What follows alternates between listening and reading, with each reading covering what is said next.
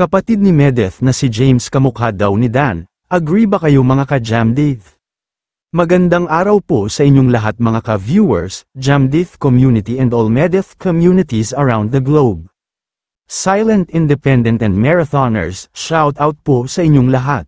Paki-like and share naman ang videos natin guys. Agree ba kayo guys na may nag-comment na isa sa mga viewers ni Medeth na kamukha daw ni Dan ang kuya niya na si James?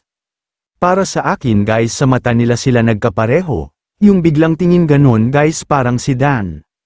Nakabanding naman ni Medeth ang kapatid na si James sa live niya. Na game din na pinagbigyan ang bunsong si Medeth. Naghanda naman ng mga tanong si Medeth na sasagutin ng kuya James niya. Para mas makilala pa daw natin ng husto si Medeth guys. Pinakilala naman ni Medeth ang kuya niya at nagbigay ng kaunting background sa kapatid niya. Na mas magaling daw ito kesa sa kanya, lalo na sa academics. Nagpakilala naman si Kuya James at ang masasabi niya kay Medeth bilang kapatid ay mabait. Mapagmahal sa magulang, ganun din sa malalapit sa kanya. Humble, masipag, ano daw nararamdaman ng kuya niya na dati private lang ang buhay nila.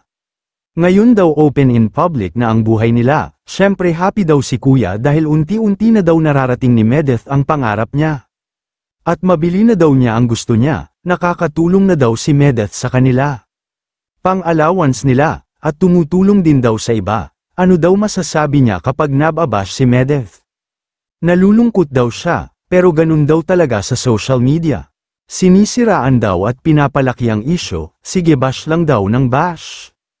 Kahit wala naman daw katotohanan na issues, ginawang big deal na. Continue lang daw sa kakabash, basta sabi niya kay Medeth. Kapag tingin niya wala naman siyang inaapakan na sinuman, ipagpatuloy niya lang daw ang ginagawa niya. Palagi naman daw siya nagbibigay ng advice, wala naman daw problema kung ang issue ay totoo. Kaso hindi daw, naapektuhan na daw kapatid niya, syempre damay na pati family niya. Kung kailan daw umaangat na pataas ang tao ay gusto niyo daw hilahin pababa. Hanggang dito po muli mga ka-Jamdith viewers, maraming salamat po sa inyong lahat.